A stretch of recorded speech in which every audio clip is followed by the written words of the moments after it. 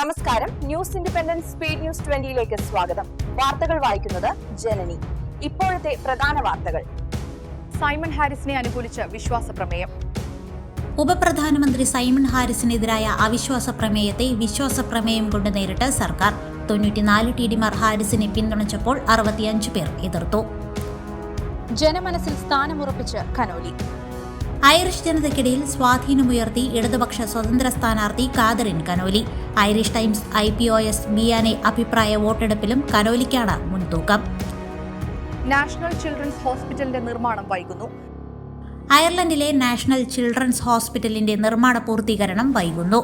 ഈ വർഷം ആശുപത്രി തുറന്നുകൊടുക്കില്ലെന്നാണ് ഏറ്റവും പുതുതായി പുറത്തുവരുന്ന റിപ്പോർട്ടുകൾ.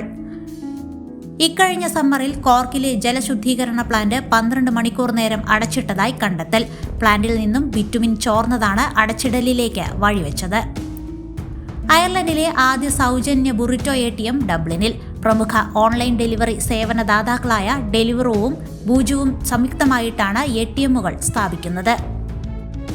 കൗണ്ടി ഗാൽവേയിൽ പുതിയ ഭവന പദ്ധതിക്ക് അനുമതി. ഗാൽവേ സിറ്റിയിൽ 200 വീടുകളുടെ നിർമ്മാണ പ്രവർത്തനങ്ങൾക്കാണ് സിറ്റി കൗൺസിൽ അനുമതി നൽകിയത്. അയർലൻഡിൽ റെസിഡൻഷ്യൽ പ്രോപ്പർട്ടികളുടെ വിലക്കയറ്റത്തിന്റെ തോത് കുറഞ്ഞു. ഓഗസ്റ്റ് വരെയുള്ള കണക്കുകൾ പരിശോധിച്ചാൽ വിലയിൽ 7.4% വർധനവാണ് ഉണ്ടായിരിക്കുന്നത്. മാർച്ച് മുതലുള്ള കണക്കുകൾ പരിശോധിച്ചാൽ ഈ ഉയർച്ച വളരെ കുറവാണ്. നോർത്ത് ഡബ്ലിനിൽ കോസ്റ്റ് റെന്റൽ അപ്പാർട്ട്മെന്റുകൾക്കായി ഇപ്പോൾ അപേക്ഷിക്കാം. അപേക്ഷകൾ സ്വീകരിച്ചു തുടങ്ങി. ഡബ്ലിൻ 13ലെ 85 കോസ്റ്റ് റെന്റൽ അപ്പാർട്ട്മെന്റുകൾക്കായുള്ള അപേക്ഷകളാണ് സ്വീകരിക്കാൻ ആരംഭിച്ചത്. ഓപ്പൺ ഹൗസ് ഫെസ്റ്റിവൽ 2025 തുടക്കം. ഡബ്ലിനിൽ ഓപ്പൺ ഹൗസ് ഫെസ്റ്റിവൽ 2025 തുടക്കം. Dublin lord mayor Ray McAdam open house festival ഉദ്ഘാടനം ചെയ്തു. ബെൽഫാസ്റ്റിൽ വീണ്ടും ഏഷ്യൻ ഹോർണറ്റിനെ കണ്ടെത്തി. ബെൽഫാസ്റ്റിലെ ഡൺഡൊണാൾഡിൽ വീണ്ടും ഏഷ്യൻ ഹോർണറ്റിനെ കണ്ടെത്തി. രണ്ടാമത് കടന്നലുകളെ കണ്ട കാര്യം നോർത്തേൺ അയർലൻഡ് എൻവയോൺമെന്റൽ ഏജൻസി സ്ഥിരീകരിച്ചു. റഷ്യൻ എണ്ണ ഇന്ത്യക്ക് പ്രധാനപ്പെട്ടതാണെന്ന് റഷ്യ. റഷ്യയിൽ നിന്ന് എണ്ണ വാങ്ങുന്നത് ഇന്ത്യ നിർത്തുമെന്ന് പറഞ്ഞ US പ്രസിഡന്റ് ഡൊണാൾഡ് ട്രംപിന് മറുപടിയുമായി റഷ്യ. റഷ്യൻ എണ്ണ ഇന്ത്യൻ സമ്പദ് വ്യവസ്ഥയ്ക്ക് പ്രധാനപ്പെട്ടതാണെന്നും ഇന്ത്യൻ സർക്കാരിന്റെ നയത്തിനനുസരിച്ചാണ് തങ്ങൾ മുന്നോട്ടു പോകുന്നതെന്നും റഷ്യ.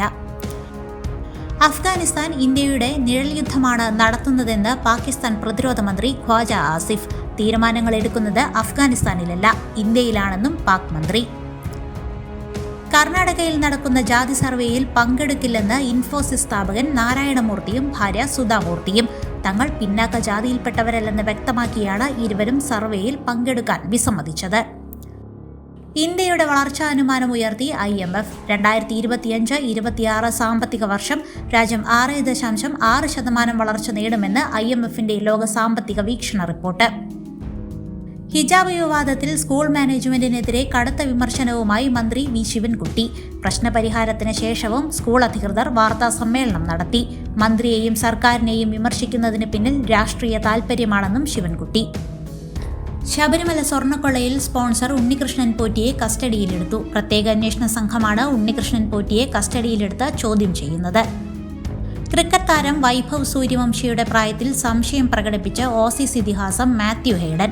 വൈഭവിന്റെ പെർഫോമൻസ് കണ്ട് അത്ഭുതപ്പെട്ടായിരുന്നു ഹെയ്ഡൻ ഈ സംശയം പ്രകടിപ്പിച്ചത്. മഹാരാഷ്ട്രയെ ഓൾ ഔട്ടാക്കി കേരളം. രഞ്ജി ട്രോഫി ക്രിക്കറ്റിൽ മഹാരാഷ്ട്രയെ ഓൾ ഔട്ടാക്കി കേരളം. 239 റൺസിനാണ് മഹാരാഷ്ട്ര ഓൾ ഔട്ടായത്. സംസ്ഥാനത്ത് അടുത്ത 4 ദിവസം മഴ കനക്കും. സംസ്ഥാനത്ത് അടുത്ത 4 ദിവസം മഴ കനക്കാൻ സാധ്യത. മധ്യകേരളത്തിലും തെക്കൻ കേരളത്തിലും മഴ കനക്കും. മധ്യകേരളത്തിൽ ഒറ്റപ്പെട്ട അതിശക്തമായ മഴയ്ക്ക് സാധ്യത. നാളെ 8 ജില്ലകളിൽ മഴ മുന്നറിയിപ്പ്. അയർലൻഡിൽ മഴ. അയർലൻഡിൽ വരും മണിക്കൂറുകളിൽ മഴ ലഭിക്കുമെന്ന് പ്രവചിച്ച് മെറ്റ് എയറാൻ. വെള്ളിയാഴ്ചയോടെ വീണ്ടും ശക്തമായ മഴ രാജ്യത്ത് ആരംഭിക്കും. വാർത്തകൾ കഴിഞ്ഞു. കൂടുതൽ വാർത്തകൾക്കും വീഡിയോകൾക്കുമായി newsindependence.com എന്ന വെബ്സൈറ്റും ന്യൂസ് ഇൻഡിപെൻഡൻസ് ഫേസ്ബുക്ക്, ഇൻസ്റ്റഗ്രാം പേജുകളും വാട്സ്ആപ്പ്, യൂട്യൂബ് ചാനലുകളും സന്ദർശിക്കുക. ലൈക്ക്, കമന്റ്, ഷെയർ, സബ്സ്ക്രൈബ് എന്നിവ ചെയ്യുന്ന കാര്യം പരിഗണിക്കുക. നമസ്കാരം.